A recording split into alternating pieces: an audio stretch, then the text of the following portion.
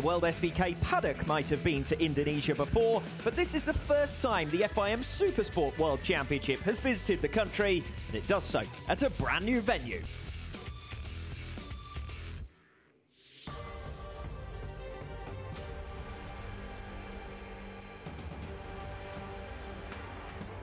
A picturesque beachside backdrop on the island of Lombok for the Mandalika International Circuit. After a 4-week break between late season flyaways, it's the 12th and final round of the 2021 campaign.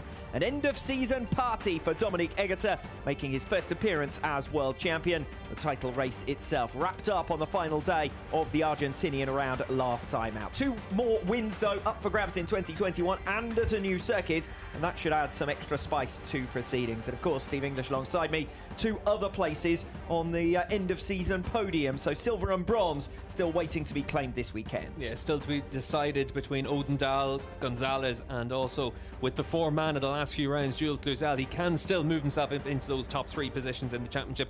What's the big talking point right now though in the paddock is the weather conditions. We've got big storm clouds brewing over the Mandalika International Circuit. The Supersport riders are just about to head to the grid, and it's in the next 10 minutes that they're going to have to decide which tyres to use, whether to be out there on the X tyre to give them the softest compound, or if we end up having a few spots of rain. As we've said, the Riders' Championship already settled in 2021 in favour of this man, Dominic Egerter. The Constructors' the Manufacturers' Championship as well.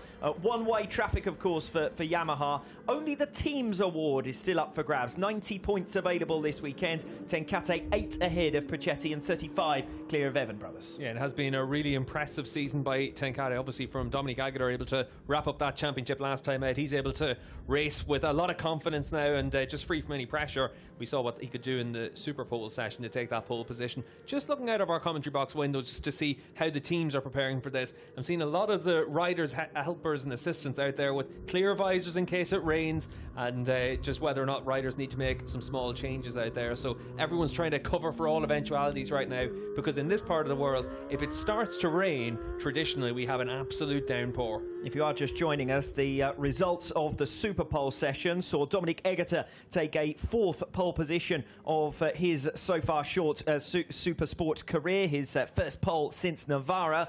Second alongside him on the grid will be Manuel Gonzalez, 6th front row start of the season for him, and completing the front row of the grid, Federico Caricasulo, 3rd front row appearance of the season and a 3rd different team with which he's managed it. Yeah, it has been a bit of a truncated season for Federico, but able to finish the year now with that VFT Racing Yamaha, and hopefully he's able to build on that front row and challenge for a 2nd podium of the season. As for Dominic Egerter, he will be back to defend his Supersport title with Tenkate in 2022. That news officially confirmed between the end of season flyaways, although to be perfectly honest, it has been expected for some time. Yeah, and certainly it has been expected, but a lot of these Supersport riders with a bit of uncertainty about what they're going to do for next season. But with Dominic Egerter able to get his future secured after winning that championship, Tenkate are excited to have him back on their bike for next season. I think this is obviously the last race in Supersport before we have a major regulation change, and having that bit of consistency next year could make a big difference for the likes of Tenkate and for Dominic Egerter. There's going to be a lot of riders changing teams, a lot of riders changing bikes as well, with the likes of an 800cc MV Agusta on the grid next year, Ducati back with their V-twin as well. So there are going to be a lot of changes out there.